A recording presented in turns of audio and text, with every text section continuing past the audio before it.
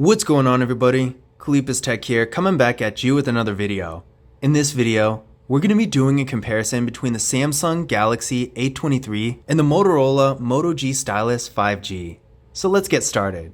Now with the Samsung Galaxy A23, we're getting a 6.6-inch 90Hz PLS TFT display with a resolution of 1080p, a PPI of 400, an aspect ratio of 20:9, and a screen-to-body ratio of about 83%. With the Moto G Stylus 5G, we're getting a 6.8-inch IPS LCD display with a resolution of 1080p as well, a PPI of 386, an aspect ratio of 20:9, and a screen-to-body ratio of about 85%. So both of these displays are really good. With their 1080p resolutions, we get some nice, sharp, crisp images, great for content consumption. So whether you're streaming videos, viewing photos, playing games, no matter what you're doing on these phones, you are going to get a really good experience. I do think both of them have really good colors and brightness, although I will say the Samsung Galaxy A23 is a little bit better in that department. As you can see from the viewing angles, it does look a tiny bit better with the A23, but really not by much. The Moto G Stylus 5G, for what it is, really isn't bad either. So if you're going to be doing a lot of content consumption, either of these phones will be a good option.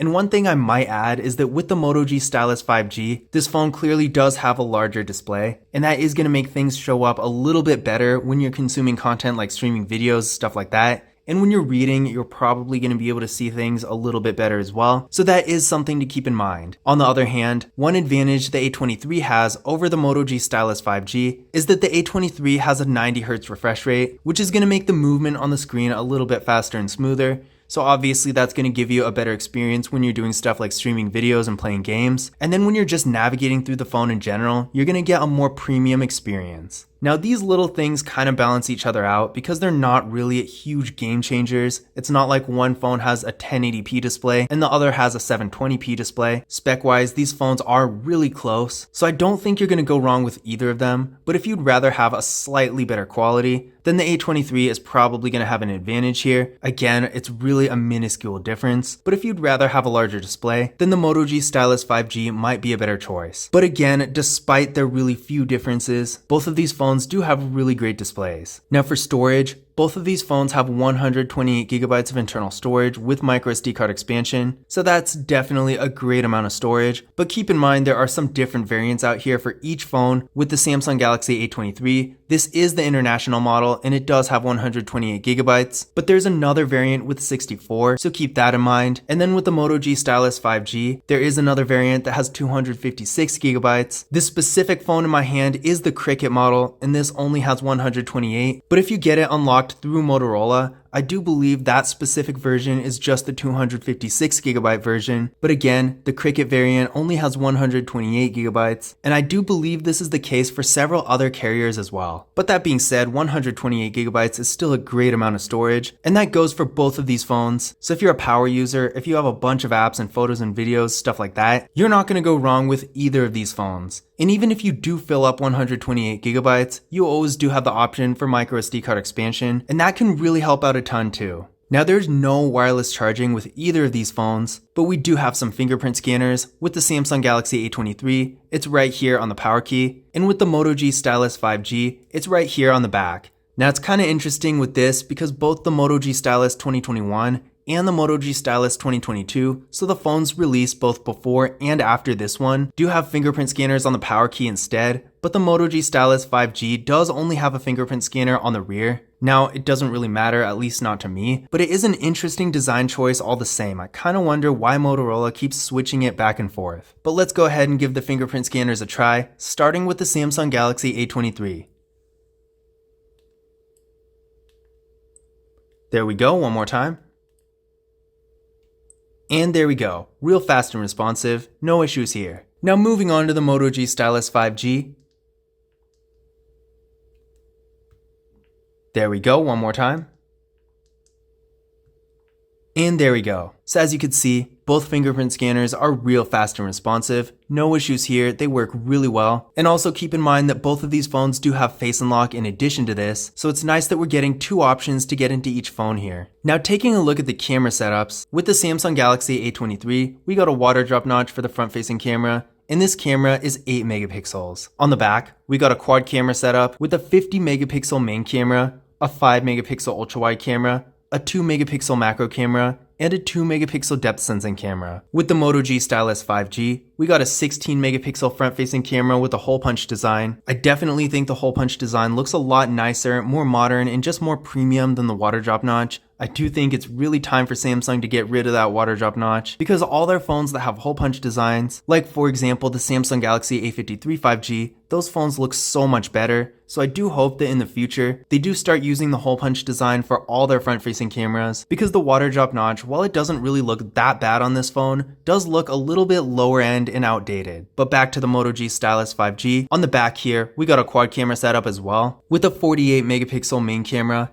an 8 megapixel ultra wide camera, a 5 megapixel macro camera, and a 2 megapixel depth sensing camera. So these setups are pretty comparable, basically the same features, and quality wise, I do think they're pretty much equal as well. Now if you do want to see the full test photos and videos for these phones, be sure to check out my full reviews of them on the channel. But again, I will say, camera wise, they are about equal in terms of quality and features, and each phone does take really good photos. So if you're taking lots of pictures and you want a wider variety of features, whether it's for social media, just casual purposes, or you're just taking lots of photos in general, while they're not going to be the quality of something like an iPhone or a Samsung Galaxy S22 Ultra, for most people, the camera setups on these phones will be more than enough. Now for video, both of these phones do max out at 1080p in both the rear and front cameras in terms of recording quality, so nothing too special there, no 4K or anything like that. So if you do want to shoot 4K videos, then you will want to look at a different device. Now internally, the Samsung Galaxy A23 is getting 4GB of RAM with the Qualcomm Snapdragon 680 4G processor. The Moto G Stylus 5G is getting 4GB of RAM as well with the Qualcomm Snapdragon 480 5G processor. So these processors are pretty similar, but as you can tell by the names, the Samsung Galaxy A23 is actually just a 4G phone, so there's no 5G connectivity here. But with the Moto G Stylus 5G, of course, we do get 5G connectivity, so if you want a 5G phone, between the two, the Moto G Stylus 5G is of course going to be the way to go. Another thing I do want to point out is that with the Moto G Stylus 5G, there is another variant that gets 6GB of RAM. It's really just the Cricket version that for whatever reason only has 4. And again, there are probably some carriers that do the same kind of thing. It's a pretty common practice. But if you do get the Moto G Stylus 5G unlocked through Motorola, you're going to get 6GB of RAM instead. Now with all that being said, I did run Geekbench 5 benchmark tests on both of these phones. And with the Samsung Galaxy A23, we got a single core score of 386 and a multi-core score of 1644. With the Moto G Stylus 5G, we got a single core score of 504 and a multi-core score of 1660. So just like with the names, these processors are actually really similar in terms of performance as well. So as far as the actual speed and experience you're going to get using each phone, I do think it's going to be just about the same. Neither of these phones will really feel faster than the other. So for example, if you're browsing the web, maybe you're pulling up Instagram, something like that, you're not really going to notice the difference in performance between the Moto G Stylus 5G and the Samsung Galaxy A23. And in addition to this, with this kind of processing power, sure, it's nothing near flagship level, but at the same time, if you want to do stuff like mobile gaming, streaming videos, going on the web a lot, if you're just going to be on your phone a ton, I do think that both of these phones will get the job done pretty well. And for the A23, that's especially impressive because this is just a regular 4G phone. We're not getting 5G connectivity or anything like that, and usually 5G phones tend to be a little bit faster, in my experience at least, when compared to their 4G equivalents. But the Samsung Galaxy A23 is not only just a 4G phone, but it's really more of a low-end phone in general. So compared to the Moto G Stylus 5G, which is a solid mid-range phone, maybe not quite as high as the Samsung Galaxy A53 5G for example, but it's still really up there as far as mid-range phones go. So seeing that these phones do have such comparable processing power is actually a really impressive show for the Samsung Galaxy A23. But that being said, I do think speed-wise, these phones are essentially equal, but again, if you do want 5G connectivity and access to that network in the latest and greatest technology, then the Moto G Stylus 5G is of course going to be the way to go here. And if you don't really care, then either of these phones will be perfectly fine, because as you could see from that test, the Samsung Galaxy A23 is basically the same speed processing wise as the Moto G Stylus 5G. Now both of these phones have 5000 mAh batteries, so that's really good. pretty much the largest battery you can get in a smartphone, so you're going to get a ton of battery life, both throughout the day and down the road in terms of longevity, because as these batteries wear out, which all of them do, with larger batteries like the ones in these phones, it's not nearly as noticeable as something like an iPhone SE that has a really small battery. Now the fast charging on these phones is a little different, with the Samsung Galaxy A23 having 25 watt fast charging, and the Moto G Stylus 5G only having 10. So if that is something that's important to you, maybe you primarily charge your phone in a car where you have a really strong fast charger or something like that. Whatever the case may be, if you do want the ability to use a really powerful fast charger, then the Samsung Galaxy A23 is going to have an advantage. But if you don't really care a whole lot, maybe you typically have your phone plugged in all day anyway, then the Moto G Stylus 5G is going to be perfectly fine. Now another thing I do want to point out is that the Samsung Galaxy A23 does have NFC and the Moto G Stylus 5G doesn't. Now in case you don't know what it is, NFC is the technology behind contactless mobile payment services like Google Pay. So without NFC, you can't use that feature. So if you do tap and pay and stuff like that all the time, then the Samsung Galaxy A23 is definitely going to be the one you want to go with. I can tell you from experience, if you're used to using mobile contactless payment services and then you suddenly get a phone that can't do it, it is a huge letdown. So if that is at all anything you care about, definitely keep this in mind. But if you never use the feature, then obviously the Moto G Stylus 5G not having NFC isn't going to make any difference to you. Now on the flip side, one thing the Moto G Stylus 5G has that the Samsung Galaxy A23 doesn't, this should be pretty obvious just by the name of the phone, is the stylus. Now as far as the actual quality of the stylus goes, I wouldn't say this is the best, not by any means, especially not when compared to something like the Samsung Galaxy S22 Ultra, where you can actually do real drawing. As you can see right here, it's not really that responsive. It's okay, I guess, if you want to write handwritten notes, stuff like that, but I really wouldn't do a whole lot with it. And personally, for me, I don't really even use the stylus at all, so it's not a really valuable feature to me. But if you do want a stylus just to draw, maybe a little doodling here and there, but again, make of this what you will, but this is pretty much how responsive the stylus is on this phone.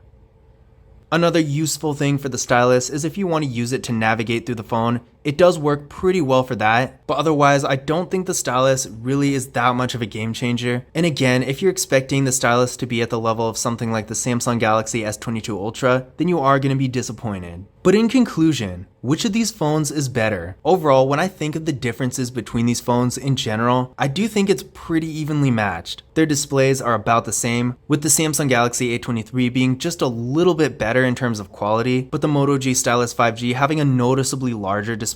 The fingerprint scanners and security features in general are basically the same. Sure, the fingerprint scanners are in slightly different spots, but I don't really think that gives one phone an advantage over the other. Sure, if you really like the fingerprint scanner on the power key, then I do understand why that might make the A23 a little bit more appealing, but overall, I do think it's about equal. As far as the camera goes, again, the features are the same and the quality is really close, and they're both really good, so if you're taking lots of photos, regardless of any slight differences, you're not going to go wrong with either of these phones for that. So at the end of the day, there are really just a few differences between these two phones that are really going to be serious deciding factors. On one hand, the Samsung Galaxy A23 doesn't have 5G connectivity. Again, this phone is LTE only, whereas the Moto G Stylus 5G, of course, as the name suggests, is a 5G phone. So if you do want 5G connectivity, the Moto G Stylus 5G by default is really the only option here. But if you just want a decently fast phone that can do all your daily activities, either of these phones will be perfectly fine because processing power wise, despite one being 5G and the other not, they're pretty much the same. Neither of them is really going to feel faster than the other. The other couple differences here are more in features. On one hand, the Moto G Stylus 5G does have a stylus, so if you want that, then this phone is going to be, of course, the option to go with. But on the other hand, the Samsung Galaxy A23 has NFC, so if you want to use tap and pay type stuff, between the two, you'll have to go with the A23 because this phone does have NFC, and again, the Moto G Stylus 5G doesn't.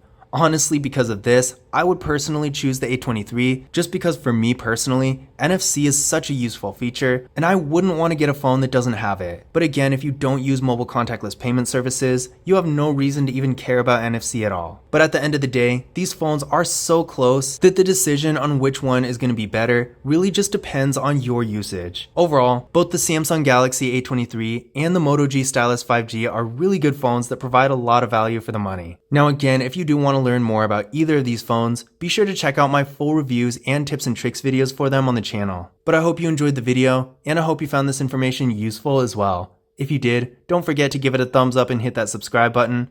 But as always, I will see you in the next video.